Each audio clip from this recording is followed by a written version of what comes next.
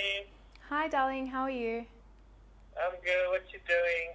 I'm just at the studio. Hey, I've got a question. Did you know that I shave my entire face? You what? Did you know that I shave my entire face? Hi everyone and welcome back. And yes, I shave my face.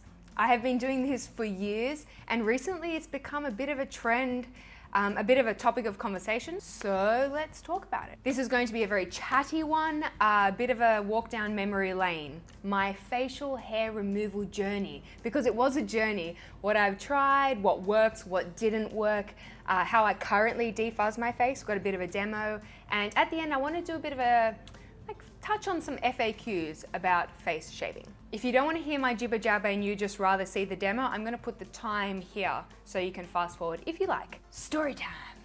So I was about 15 or 16. A lot of my friends were going to salons to get their brows waxed and their upper lip waxed, and 16-year-old Karima said, I'm going to give that a go. So I went to the salon and the technician waxed my upper lip, above my brow, below my brow, beside my brow, between my brows. She practically stole my brows, but that is another story entirely. I'm not resentful at all. So 2 days later, I find that I've broken out in this really awful rash. It's somewhere between an irritation rash and an acne rash. And it was around this time that I gathered that I must have pretty delicate skin.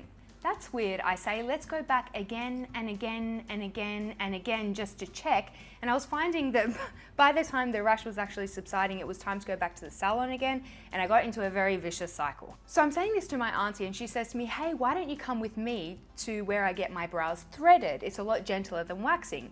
If you don't know what threading is, you should look at it on YouTube. But it's essentially where you take pieces of string and you twist them so that there's tension, and then you run it along the skin, and the tension creates like a plucking motion. It pulls the hair out of.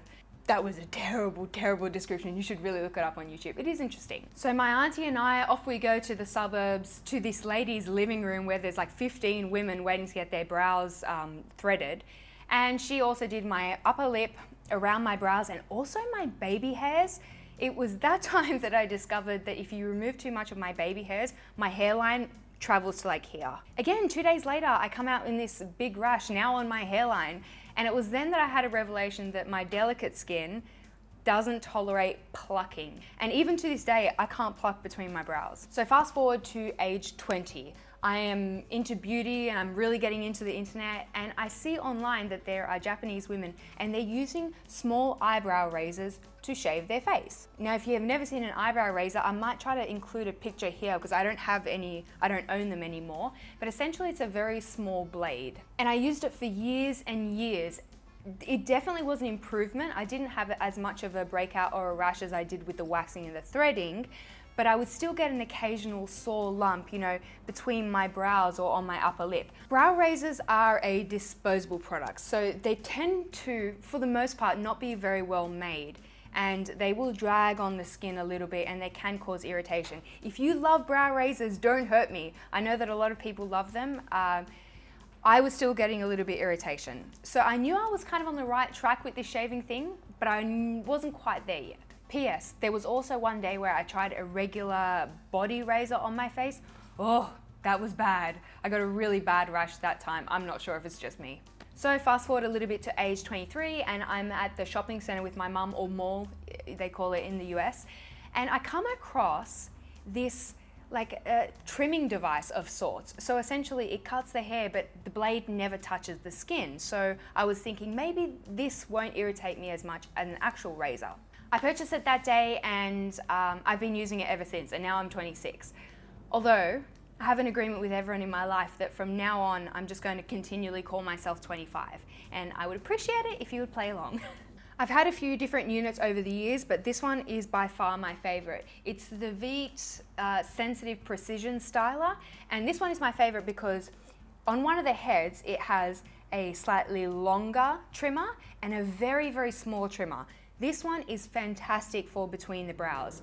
I cannot tell you how many times I have accidentally taken off too much from between my brows with other stylers because the tool was too big. So it comes with 2 heads. This is the body head and it has an attachment that you can use for areas like your bikini line perhaps, so larger areas where you don't want as close of a shave. My favorite is definitely the facial head. So here is the little cap to protect the head. This is by far my favorite attachment. So it's got two sides and it just places a little bit of distance between the blade and your skin. So for areas where perhaps you don't want as close a shave. So you could use this for trimming your brows if your brows are getting a bit unruly. I love it for taming some baby hairs when they get a bit out of control. So now you know how this product works. So onto the demo where you can see how I shave most of my face. So I've cleansed my face, but I haven't put on moisturizer yet. And I have the facial head on the Veet tool. So let's just start with the basics. I'm gonna do my upper lip and kind of the brow area. With this tool, you wanna lay the metallic edge flat against the skin and then just glide. Turn it on.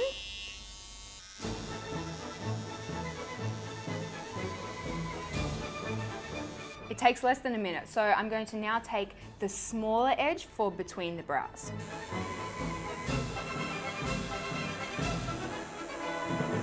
So I don't break out in this area here, so if I have like a really fat brow hair, I'll typically pluck that. So I'm going to go back to the longer head and hold my brow taut just to pick up some of those baby hairs.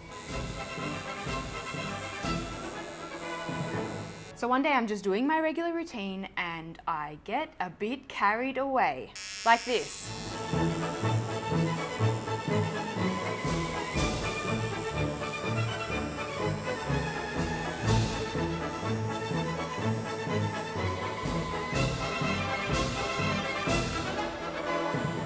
So I'm not gonna lie, on that fateful day where I first got carried away and shaved my entire face, I did have a moment where I looked in the mirror and I kind of thought to myself, what have I done? So I went about my day and I applied my makeup and holy moly, it was like the best foundation day ever. Without the peach fuzz, I think everything just applied really smoothly and my skin looked smooth and luminous and it was magic. When I watch other people's videos about face shaving, a lot of them identify the makeup benefit as an incentive.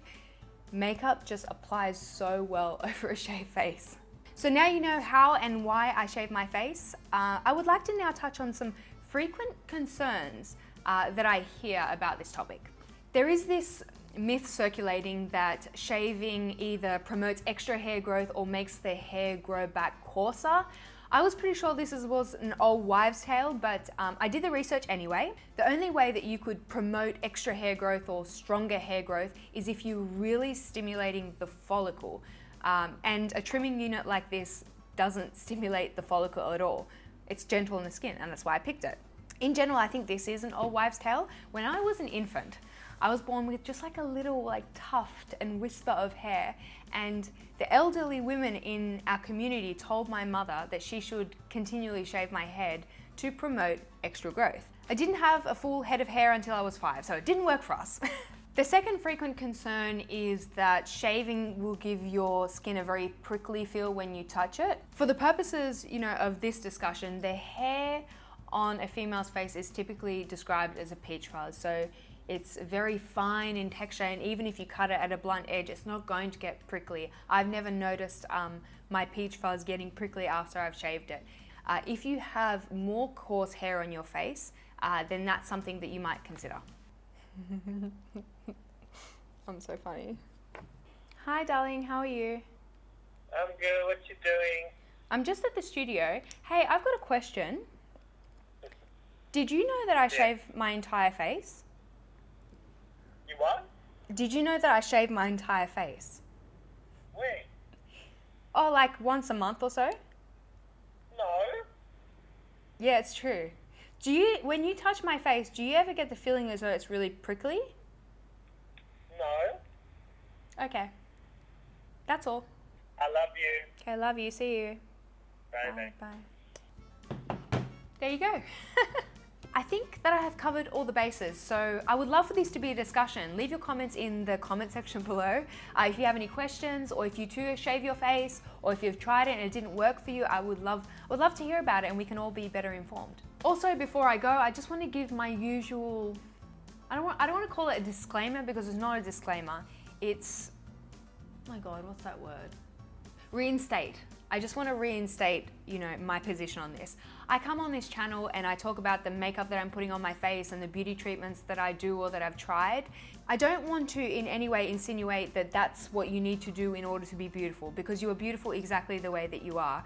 This is fun for me, and I just hope that, maybe I've helped someone with this video who was struggling with the waxing or the threading or the shaving or something along those lines. So yeah, I hope you have a wonderful day, and I will speak to you all very soon. Bye.